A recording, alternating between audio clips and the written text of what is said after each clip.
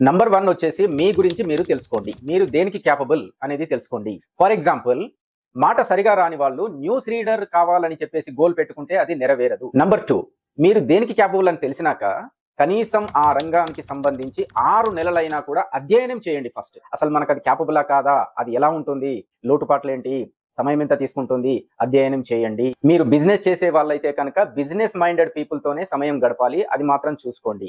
Third point, ఒకే నెలలో గానీ ఒకే సంవత్సరంలో గానీ సక్సెస్ రాకపోవచ్చు. Robert Kiyosaki rich dad poor dad book లో ఏమంటారంటే, మీరు ఏ ప్రయత్నం కానీ ఏ బిజినెస్ కానీ పెట్టినా కూడా అది మీ చేతిలోకి వచ్చి దాని లోటుపాట్లన్నీ మీకు సంపూర్ణంగా తెలిసేసరికే 5 years పడుతుందంట.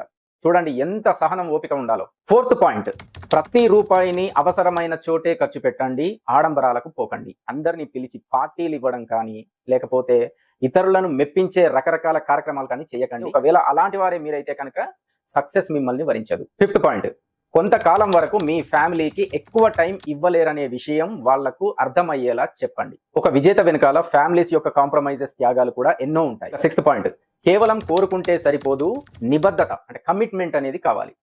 ఒక్కటి గుర్తుంచుకోండి, ఈత నేర్చుకోవాలని ఒక చోట కూర్చొని ఎన్ని నెలలు ఆలోచించినా ఈత రాదు. నీళ్ళలోకి దిగితేనే కదా ఈత వచ్చేది, ప్రతిరోజు ప్రాక్టీస్ చేస్తేనే కదా ఈత వచ్చేది. నిబద్ధత అంటేనే అది. వచ్చేదాకా వదలకూడదు, గెలిచేదాకా విడవకూడదు. సెవెంత్ పాయింట్, అవకాశాలన్నీ మీరు పుట్టిన ఊళ్ళోనే ఉండాలి అంటే అది కుదరని విషయం.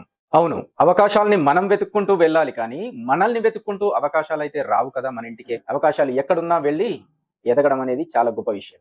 ఇక 8th పాయింట్ వచ్చేసి, ఇకపై ప్రతి 3 ఏళ్లకి ఏమి సాధిస్తావు, ఏమి అచీవ్ చేస్తావు, ఎంత సంపాదిస్తావు అనేది ఒక నంబర్తో ఒక టార్గెట్ పెట్టుకో. అమ్మమ్మ గారి తమ్ముడి వేలు విడిచిన బావమరిది కొడుకు పెళ్లికి ఏ డ్రెస్ వేసుకపోతావు అనేది ఈ రోజే ఎట్లాగైతే ఆలోచించి మైండ్ ఖరాబ్ చేసుకుంటామో, రాబోయే 3 ఏళ్లకి ఏమి సంపాదించాలి, ఏమి సాధించాలి అనేది ఒక టార్గెట్ పెట్టుకోవాలి, ముందే టార్గెట్ పెట్టుకోవాలి. ఇక 9th పాయింట్ వచ్చేసి, డబ్బును మీరు నిర్వహిస్తున్నారా లేదంటే డబ్బే మిమ్మల్ని నియంత్రిస్తుందా? ఒకసారి డబ్బు మీ చేతికి వచ్చాక అసలైన పరీక్ష అప్పుడు స్టార్ట్ అవుతుంది. డబ్బుని సరిగ్గా మేనేజ్ చేయడం, ఆర్థిక క్రమశిక్షణ ఉంటేనే డబ్బు మన ఇంట్లో ఉండడానికి ఇష్టపడుతుంది.